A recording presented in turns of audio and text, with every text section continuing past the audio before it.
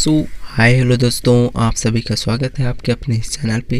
तो दोस्तों आज हम बात करने वाले हैं कि एग्ज़ाम टाइम पे स्टूडेंट किस प्रकार से लिखें, कैसे लिखें, और हाँ इसके साथ साथ ये भी जानने वाले हैं कि एग्ज़ाम से पहले हमें तैयारी किस प्रकार से करना चाहिए। ओके, तो दोस्तों अगर आप मेरे चैनल में नए हो तो चैनल को सब्सक्राइब कर दो और बगल में आएगा एक बेल आइकन बटन, उसको भी प्रेस कर देना ताकि मेरा हर वीडियो सबसे पहले आपके पास पहुंच जाए। ठीक है, तो चलिए शुरू करते हैं। तो दोस्तों जब आप एग्ज़ाम हॉल पे जाते हो, एग्ज़ाम लिखने जाते हो, तो उससे पहले क्या करें। ठीक है, एग्ज़ाम से होने को बचा है हमारे पास 30 दिन, 15 दिन, 10 दिन या 1 दिन। ठीक है, कोई भी दिन।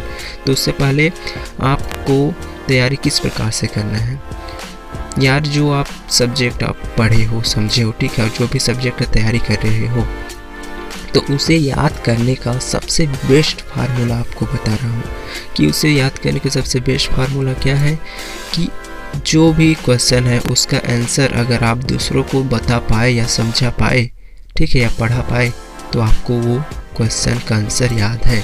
ठीक है, तो इस प्रकार से आपको कोई भी टॉपिक रहे, कोई भी सब्जेक्ट रहे, तो उसको याद करने का बेस्ट तरीका यही है कि आप दूसरों को पढ़ाओ, दूसरों को समझाओ, तो आपको ऑटोमेटिक याद हो ही जाएगा। ठीक है, और सेकंड क्या, जो चीज़ आप पढ़े हो उसको बार बार लिखने का भी प्रयास करो। अगर आपका हैंड राइटिंग ही अच्छा नहीं होगा तो आपको मार्क्स भी अच्छे नहीं मिलेंगे। ठीक है, तो आप अपना हैंड राइटिंग में भी ध्यान दो और ज़्यादा से ज़्यादा लिखने की कोशिश करो, क्योंकि एग्ज़ाम टाइम में बहुत से ऐसे स्टूडेंट रहते हैं कि ठीक से पूरा लिख नहीं पाते और बोलते हैं कि मैं पूरा लिख नहीं पाया, पूरा जानता था फिर भी उसको अप्लाई नहीं कर पाया। ठीक है, तो ये आपके साथ ना हो, इसलिए मैं आपको बोल रहा हूँ कि आप ज़्यादा से ज़्यादा लिखें और राइटिंग सुधारने की कोशिश करें। और सेकेंड क्या होगा कि जब आप याद कर लिए, अच्छे से समझ भी लिए, उसके बाद क्या हो कि आप जब एग्ज़ाम लिखने जाते हो, ठीक है, पेपर लिखने जाते हो, तो उस टाइम क्या मेन ध्यान देना कि आपका पेन वो एकदम नया नहीं होना चाहिए, 1-2 दिन पुराना होना चाहिए, मतलब कि वो पेन सेकेंड होना चाहिए। ठीक है, फर्स्ट एकदम नया नहीं होना चाहिए, नहीं तो वो आपके हाथ से फिसलने का चांस बढ़ जाता है।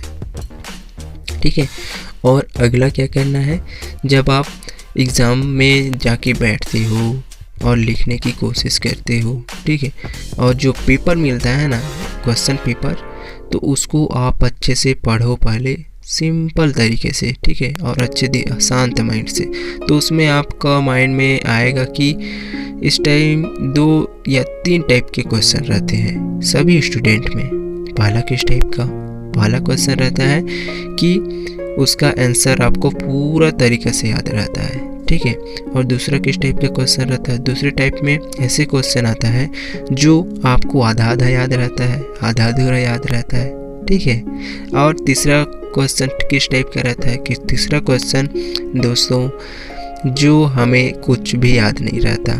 ठीक है, तो इस टाइम हम बहुत से स्टूडेंट ये गड़बड़ करते हैं कि इस टाइम हमें किसको लिखना चाहिए, किसको नहीं, तो ये भी आपको पता नहीं रहेगा कि किसको लिखना है, किसको नहीं लिखना है। तो यहाँ पे भी आपका मार्क्स, आपका परसेंटेज घटने का बहुत बड़ा चांस है। तो दोस्तों यहाँ आपको क्या करना है, यहाँ आपको उसी क्वेश्चन का आंसर देना है जो आपको याद है अच्छे से। ठीक है, जो भी आपको याद है उसको आप फटाफट जल्दी जल्दी लिख लो। ठीक है, उसके बाद क्या करना है, सेकंड क्वेश्चन लिखना है, सेकंड उस क्वेश्चन को जो आपको आधा अधूरा थोड़ा थोड़ा याद है उसको, ताकि वो आपको बाद में याद करने में तो सिंपल हो जाए। अगर आप जो आधा अधूरा याद है उसको आप पहले लिखोगे तो जो याद है वो भी आप भूल जाओगे।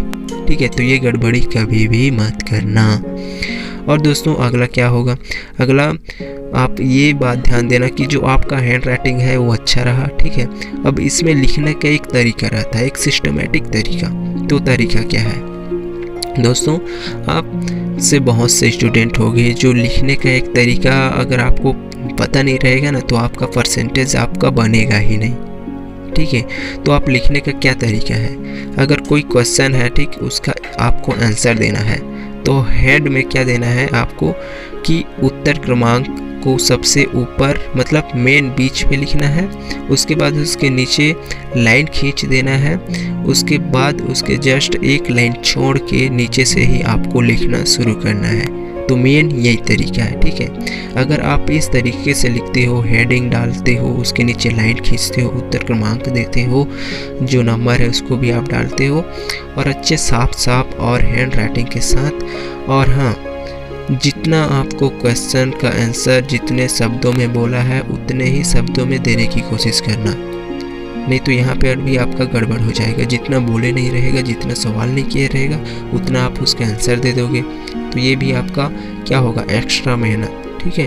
तो यहाँ पे आप ध्यान देना कि जितना आपको आंसर देने के लिए बोल रहा है आपको उतना ही आंसर देना है, ओके, ठीक है।